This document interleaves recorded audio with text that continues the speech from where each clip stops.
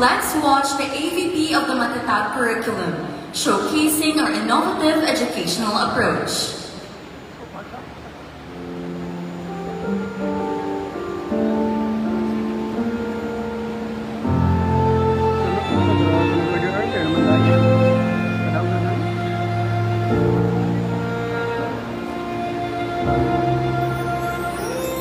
Ang tanging may pamamaraan ako'y edukasyong Pilipino. Tinuturong galing at talino para maabot ang pangarap mo. Ang tanging handog ko sa'yo'y edukasyong Pilipino.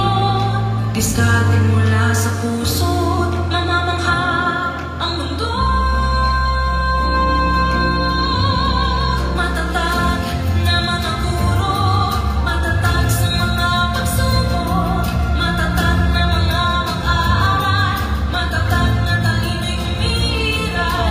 Hinaharap ang hirap, walang takot sumugod, humahanap ng solusyon, ipaglaban ang edukasyon. Kabataang Pilipino, Muslim o Kristiyano, lahat ng paniniwala, lahat ng katotohanan, may kapansanan, iba man kasalian. Ang ating pag-aaral ay ating karapatan, ang ating pag-aaral, pag-aaral sa kahirapan. Matatag na ang turo, matatag sa mga pagsubok, matatag na mga mag-aaral, matatag na talino'y umiiral. Hinaharap ang hirap, walang takot sumugod, humahanap ng solusyon, ipaglaban ang edukasyon. Ang tanging hari ko sa'yo'y edukasyong Pilipino. Matapat ng pamamaraan, maunlad na kinabukasan.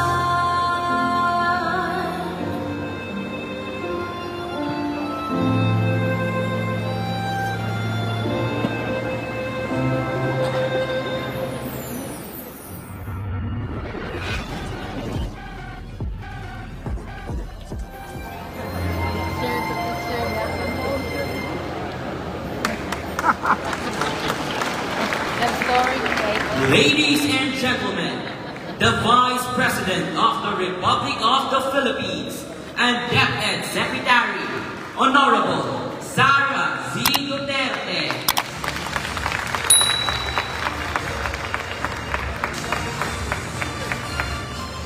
Salamat. Please take your seats.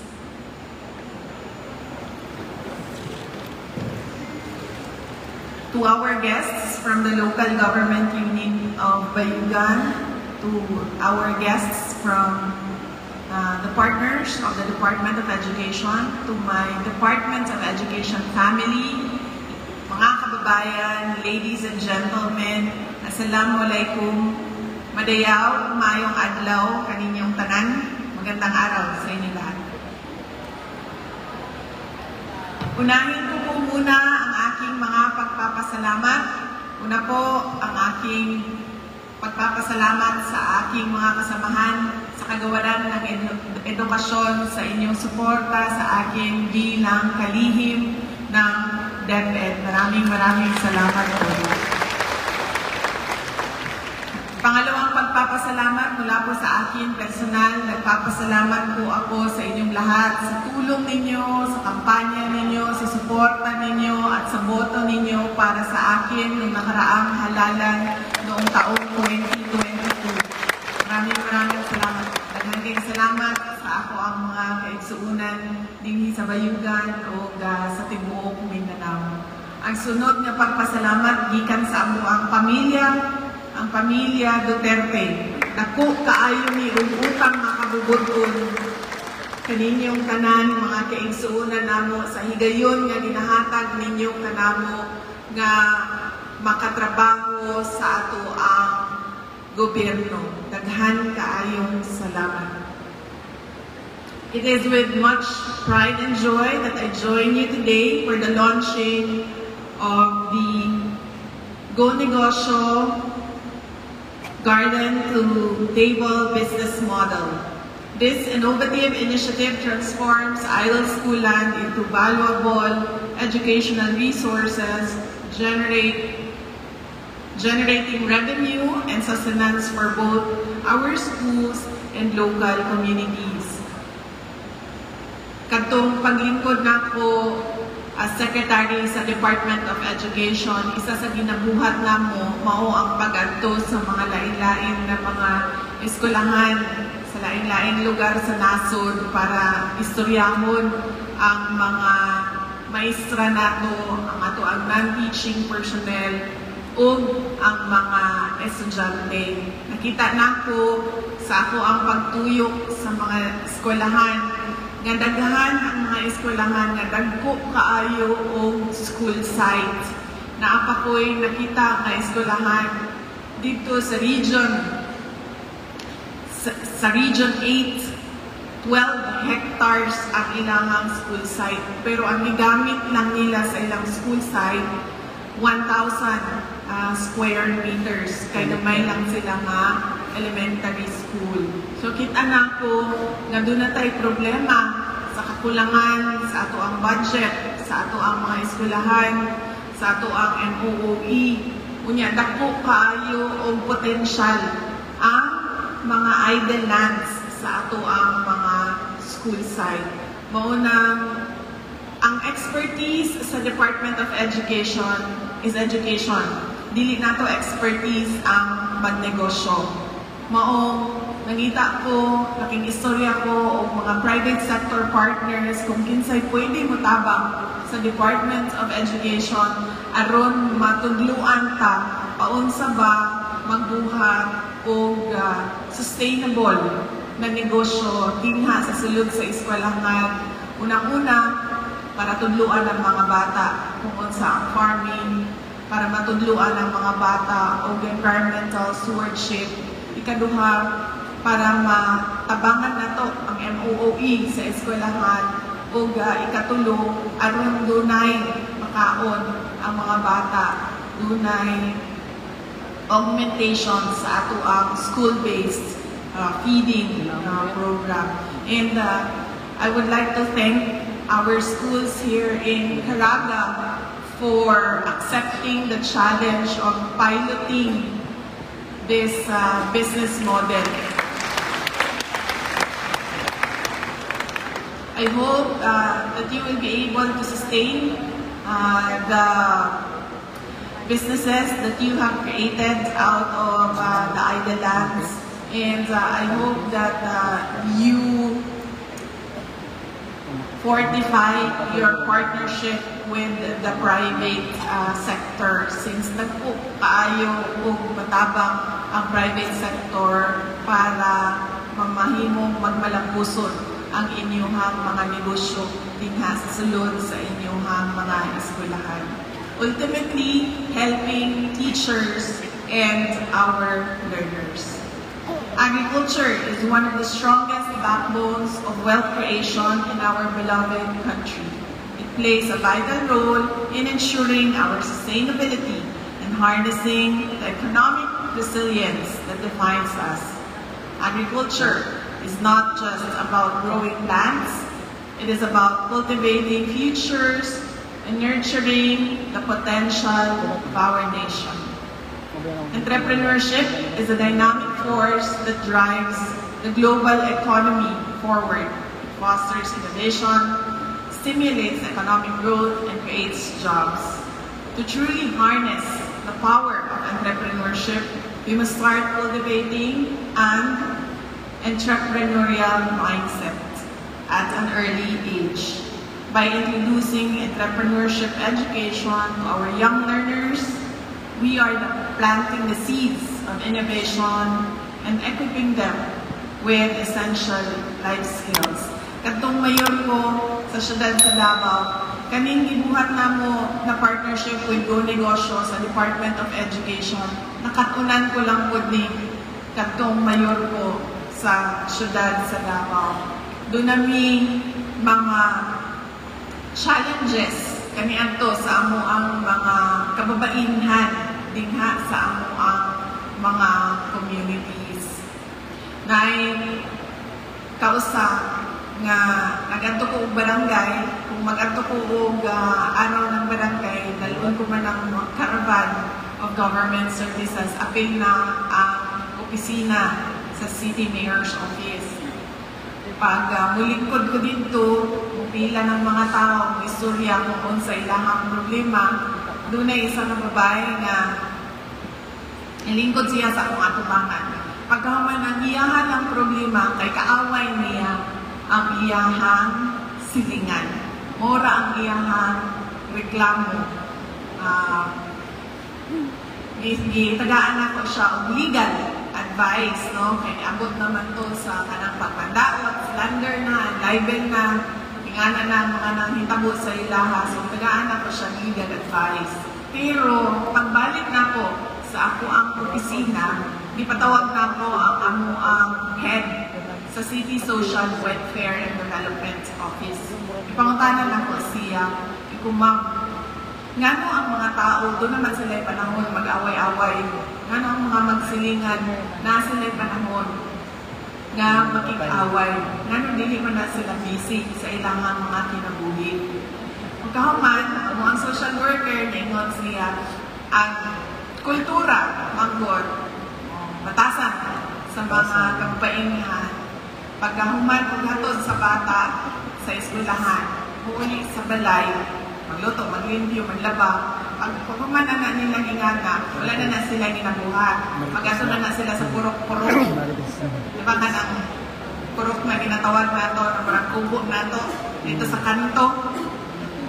Tapos pagkahuman, naiuban, magtong-its na, naiuban, mag-chismis, mag-chismis, di na magsugod ang away. Mo na ingon sa social worker, nga na magpud ng ilahang batasan.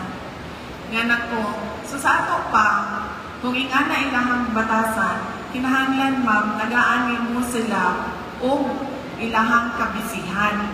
Aron mas masarado na ilahang bakba ma'am, aron di na sila magchismis, aron di na sila mag-away, aron pag-adto na po sa barangay, kanang mga tinod-anay na problema sa ilahang barangay ang ako mahatagan o solusyon.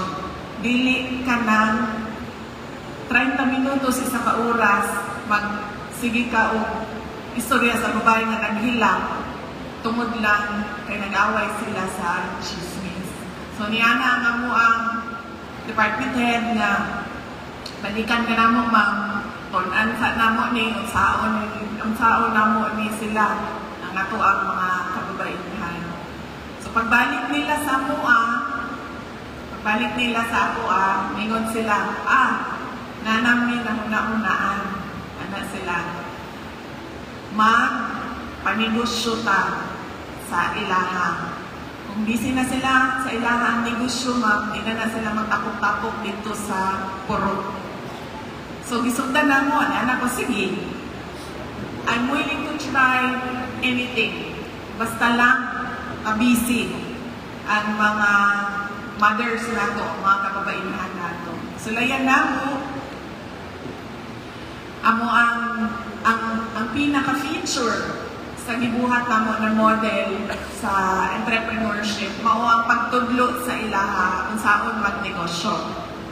Kay tungod nakita ko kamo nga daghan ng mga livelihood sige hatag 10,000, 15,000, 20,000 livelihood pagkauman malugi man kay malubong sa utang kanang adlaw-adlaw nga utang nga adlaw-adlaw pud sila singlon. So nagbuhat mi og model na inuna ma'am wabot na gani ng motor Arawan. Amin ni mo kuan, amin ni mo kanang riding in tandem dili daan. Maningil day butak. So, mo to ingon ako sa ilaha ko. Negosyo ta tanawa ng dolis ighatag niya. Mo ra man gihapon malubog man sa utang. Mo to ingon na pud mo ang social worker. Kabayo mo sa tinuod lang, no? Ang pinakapasensyoso ng mga tao sa tinuod kalimutan, mga teachers o mga social worker. Ay, ana na po mo ang social worker. Ingon na po siya na, ay, ang maayo ani ma'am, pagpalipuno nato ang pagtudlo kung paunsa magnegosyo para dili malugi ang ilang negosyo. So nagsugod mi, nag-orientation mi, nagpili mi og mga beneficiaries. Ang kagwapo ato ang gibuhat sa ilaha, sila ang may panguna-una, unsa imong interest, unsa panginahanglanon sa inyong komunidad, unsa ang naay demand sa inyong komunidad. Aron dili gani magpare-pareho nga tanan mag-abli og sari-sari store, mag-atubangay, sila na pagduha ang pag-away. So ingana ang amo ang gibuhat sa ilaha. Unang-una, interesado o kanang gusto nila, ikaduha unsay kinahanglan sa komunidad, ikatulo unsa ang demand sa mga mupalitay sa ilahang produkto. So mo to, pagbalhin ako sa Office of the Vice President, idala na ako ang magnegosyo taday. Mao ni siya ang ako ang project dito sa Davao City. It was so successful sa mga kababainhan, sa mga women namo, na amo siyang i-expand sa mga palaaway pod na mga sektor mo ang LGBT. Grabe po kayo makig-away. So i-expand mo sila dito. Kaysa tinuod lang, ang tao nga dili busy, makahuna-una siya. Idle minds is the devil's playground.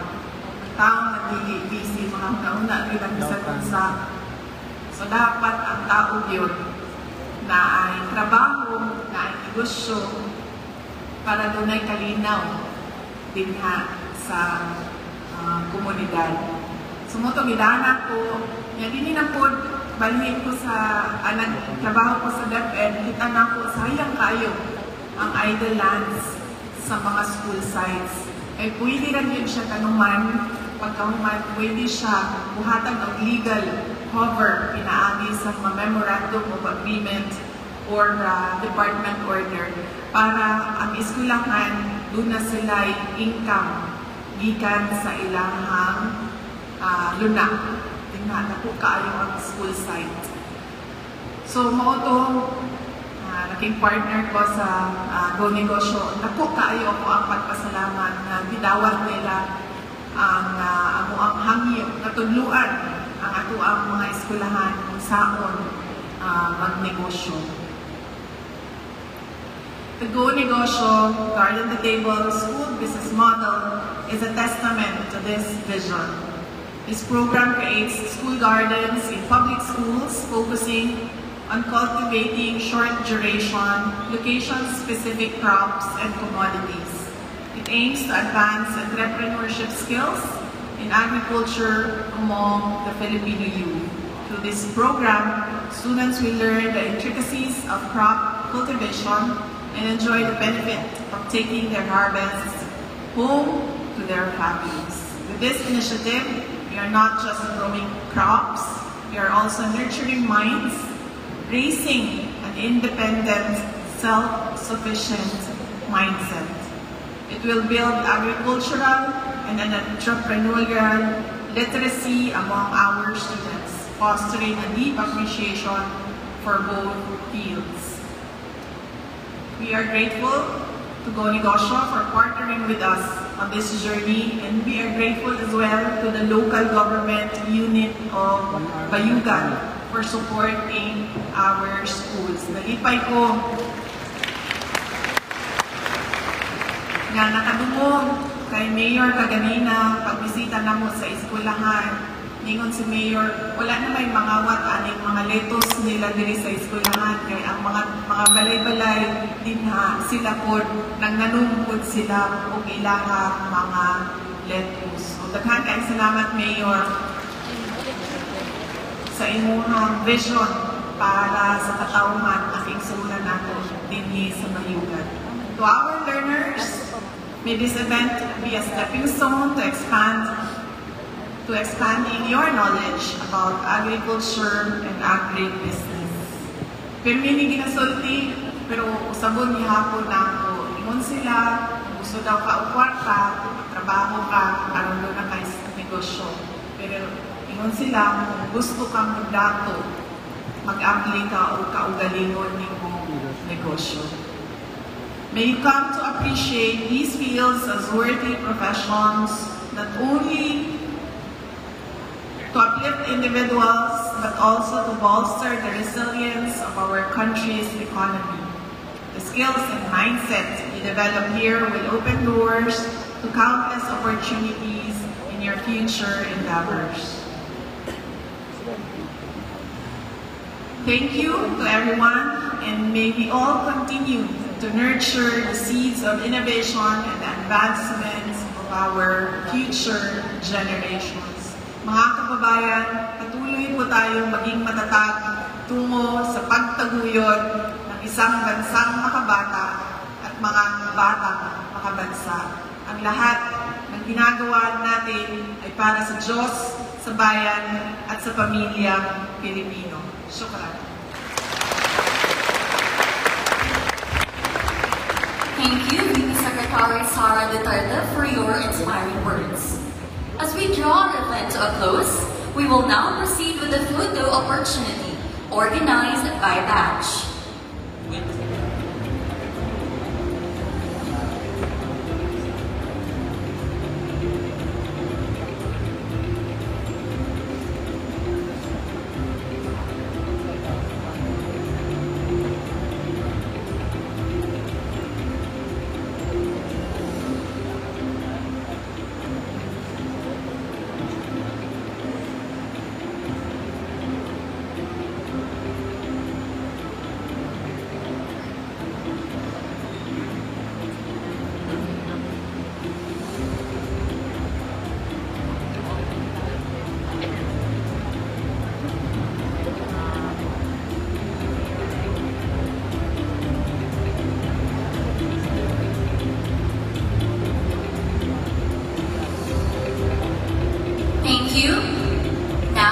Batch 1, Bayugan City Councilors.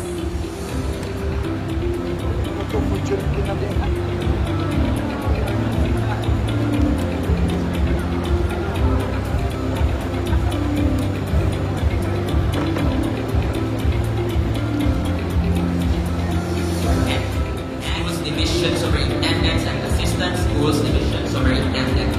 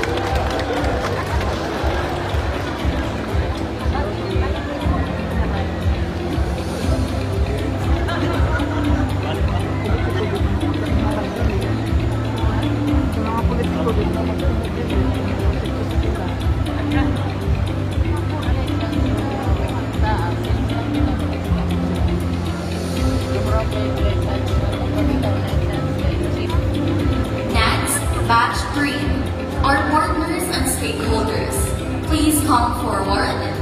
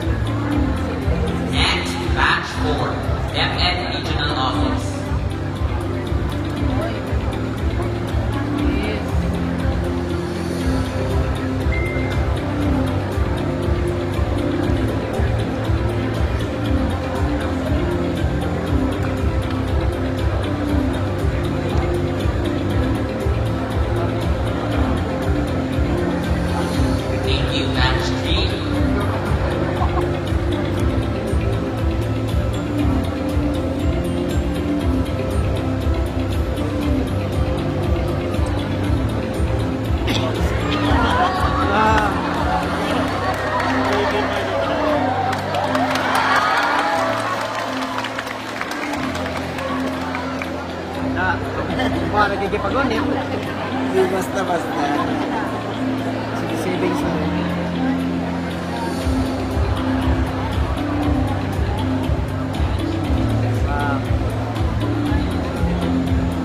Next, batch 5. School PTA residents, please come forward. Sampai ma'am, sampai ma'am. Dakit tayo siya.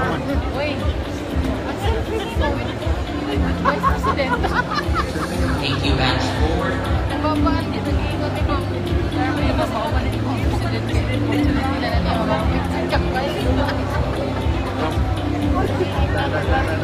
Sampai na si Pabiko sa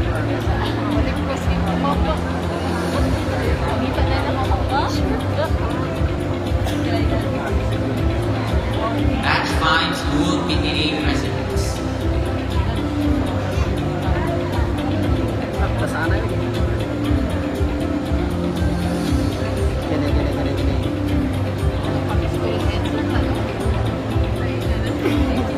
Ha? Saan?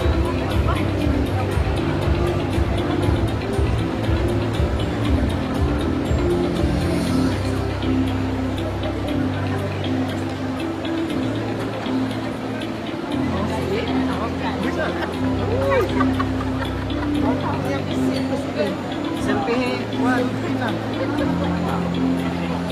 Mission accomplished. Sana na sa iya ang accomplishment.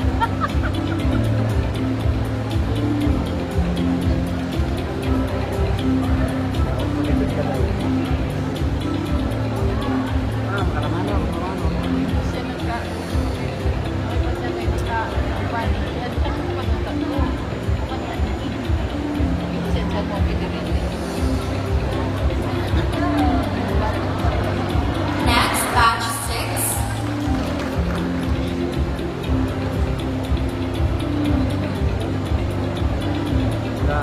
Department heads, Bayugan LGU.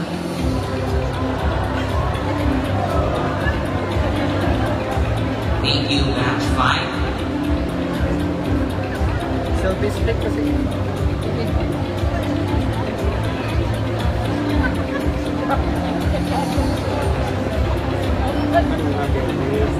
Ayun, parin. Sige.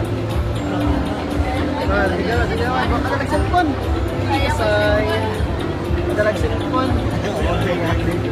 Agad yan. Sayang. Kawai. Grabe ka pa. Grabe ka din mo ka. Accomplish ka pa.